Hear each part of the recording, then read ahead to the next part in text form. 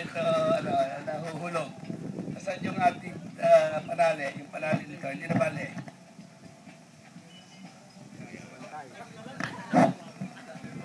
Okay. Ayos na rin. Ako talagang nag-uunawa ang kaluguyan sa pangyayaring ito sapagkat kagabi lang aming pinag-uusapan, tayo ba'y magsasayahan? Gusto ba ninyong parol o Christmas tree? Ay kakoy ako pinipilit ko hindi ako malungkot, pero hindi ko na pinipilit ako masayaan. Ay sino ba masisiyahan sa sitwasyong ito? Ay walang ano-ano, dumating yung Christmas tree at kung hindi pa kayo nakakasinghot ng fresh na Christmas tree, yan ay regalo ng may-ari ng Pure Gold, si Lucio Co, kay Tony, my daughter.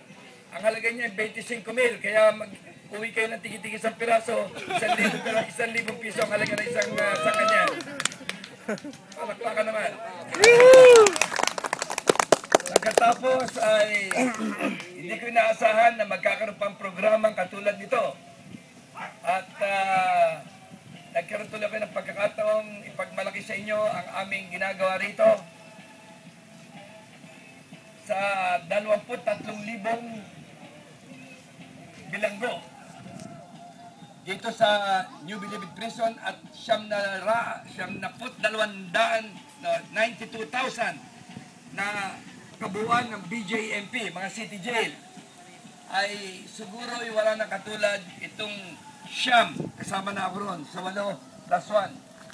Sapagkat sa bawat araw na ginawa ng Panginoon, may kabuluhan ang aming buhay sapagkat kami ay nagbubuo ng punla na ang bawat tanim, ang bawat punong itanim ay buhay ay aanihin. Kaya yan ang tawag sa Billion Trees Program. Palakpakan! Pagkatapos ng Billion Trees Program na hindi pa nagagawa ni naman saan pa man lugar ng mundo, ay nakita ko itong lawang ito at aming pinasiyang magtatanim kami ng puno sa paligid. Yan ang kung tawagin ay Green Belt or Watershed Program number 2.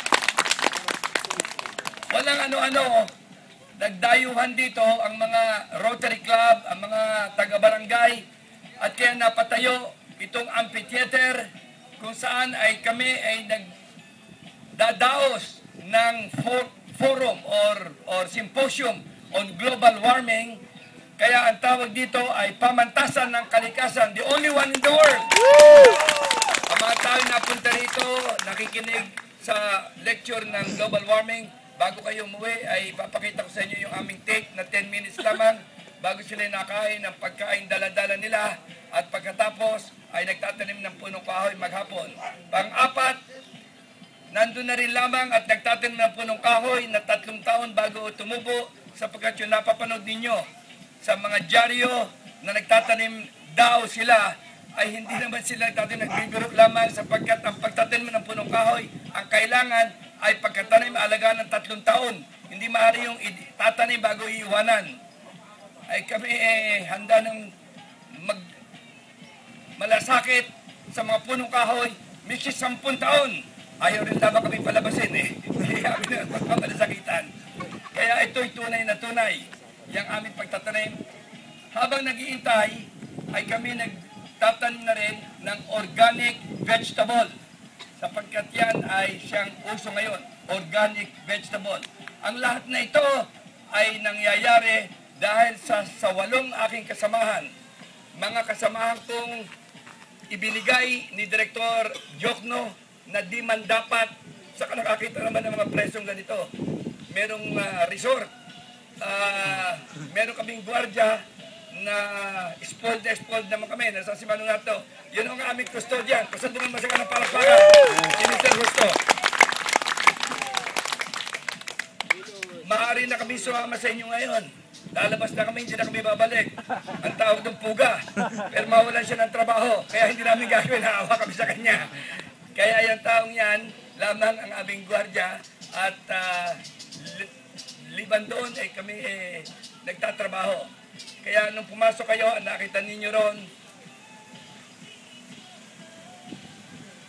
Unauthorized Ano person? ngayon? Unauthorized person? Unauthorized person? Um, Unauthorized person?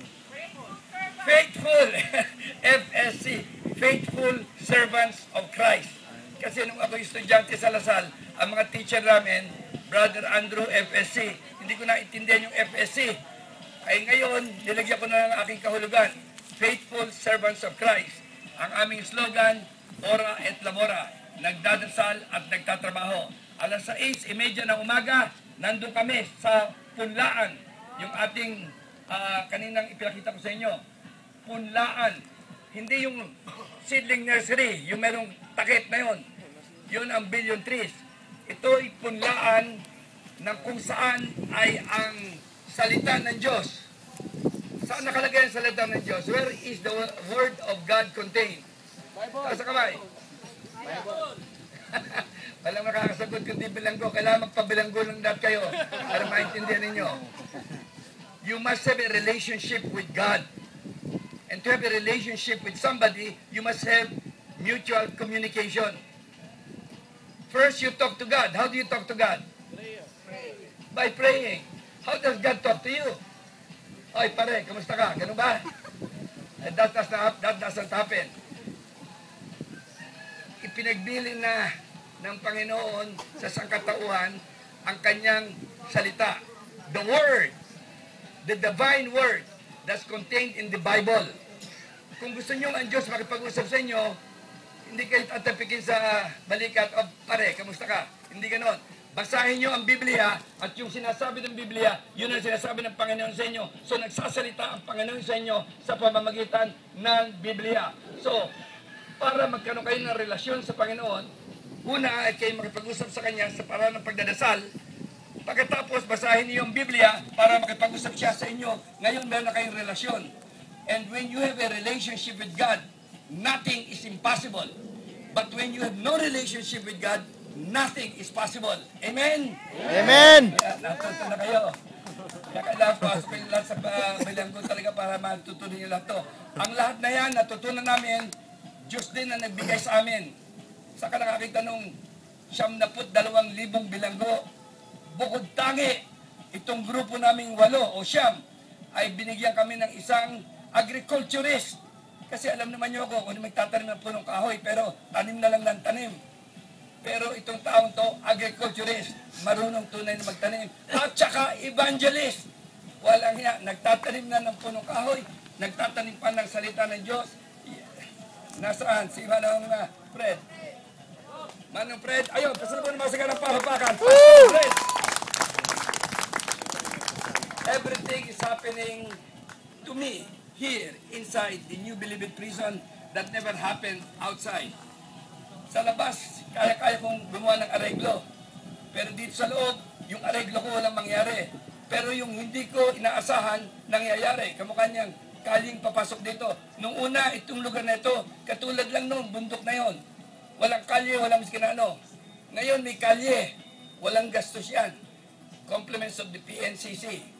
Bago nagkaroon kami nitong dormitoryo, bedroom, dining room, kitchen, office, and an amphitheater with a stage under a century-old tree with a lake in the background. Sa buong mundo, walang katulad niyan. Amen? Amen! Lahat ng Panginoon yan.